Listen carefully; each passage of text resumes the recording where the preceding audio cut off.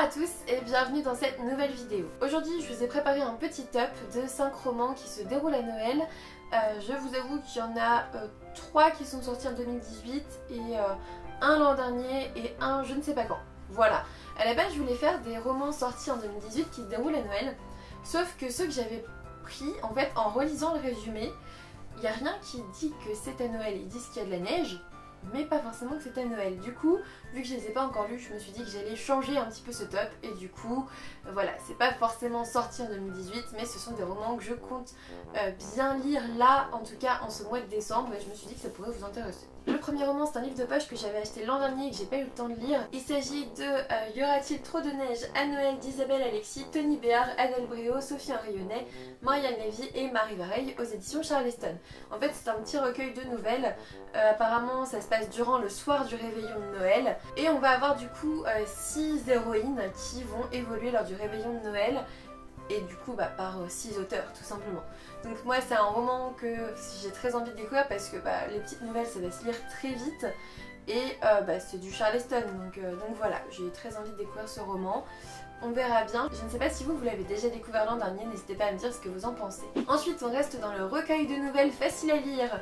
Il y a Devine qui vient pour Noël de Millie Black, Emily Blaine, Eve Borelli, Alfreda Henry, Alix Marin et Angela Morelli aux éditions Harlequin.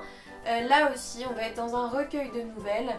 Apparemment ça va être à Noël parce que c'est un petit peu dans le titre. Après je ne sais pas, je ne l'ai pas lu, donc est-ce que tout se déroule à Noël? Je ne sais pas. J'ai l'impression que oui, que c'est un petit peu la même chose que celui des éditions Charleston l'an dernier. N'hésitez pas à me dire si c'est pas le cas, hein, si je me suis totalement plantée, c'est possible aussi. En tout cas, j'ai très envie de le découvrir ce mois-ci. Je ne peux pas trop vous en dire au niveau du résumé parce qu'il y a quand même du coup 6 nouvelles aussi différentes. Donc voilà, à découvrir j'imagine. Ensuite j'ai noté La danse hésitante des flocons de neige de Sarah Morgan aux éditions Harlequin. C'est un roman que j'ai dans ma pile à lire depuis genre... Alors celui-là je pense que je l'ai acheté l'an dernier, l'édition est super belle avec les paillettes et tout, mais je crois que j'avais envie de le lire déjà l'année d'avant quoi, donc voilà. Du coup ça va vraiment se dérouler à Noël parce qu'on commence par Noël virgule dans le résumé, donc clairement voilà. On va suivre Kayla qui aime pas trop Noël, hein. Comme dans beaucoup de romans de Noël, on a une héroïne qui n'aime pas forcément Noël. Ça se retrouve souvent je trouve. Et du coup Kayla va se voir proposer un travail pour redorer une station de ski je crois, une station de sport d'hiver de luxe, voilà. Et en gros elle est embauchée par le beau Jackson O'Neill. Forcément on parle ici d'une romance de Noël, hein, clairement vous l'aurez compris, on est dans une romance de Noël. Je ne sais pas si je pourrais le lire ce mois-ci, en fait je l'avais totalement oublié, je l'ai pas mis dans ma pile à lire de décembre.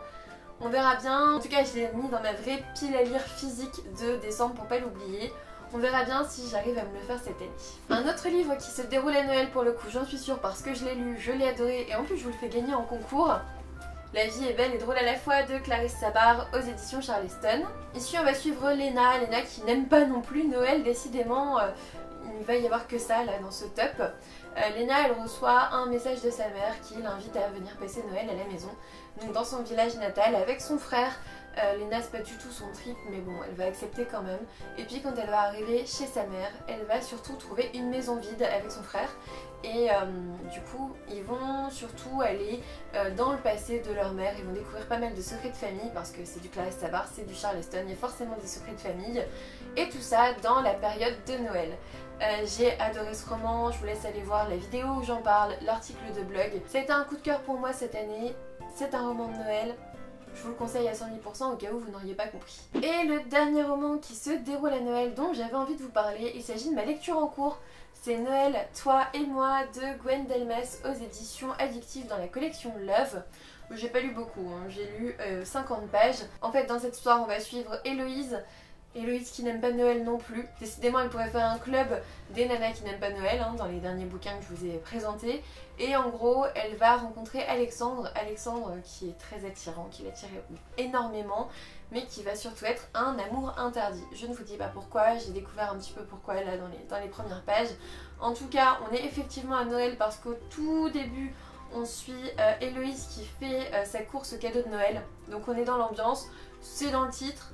Voilà, pour l'instant c'est vraiment très sympathique, donc j'espère que la suite sera aussi à la hauteur. En tout cas moi ces 5 livres, je vais essayer de les lire en décembre parce que franchement je trouve qu'il n'y a rien de mieux que de lire des romans qui se déroulent à Noël juste avant Noël.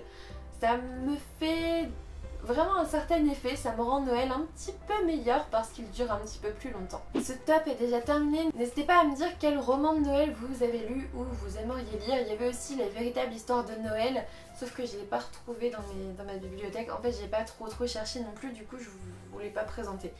Mais c'est un roman parfait en mode calendrier de l'Avent parce qu'il y a 24 chapitres. Donc clairement n'hésitez pas, si vous le trouvez vous dans vos bibliothèques, peut-être qu'il est temps de vous le faire. Un petit pouce bleu, un abonnement si ce n'est toujours pas fait, ça me fera toujours plaisir. Et puis moi je vous dis à bientôt pour une nouvelle vidéo.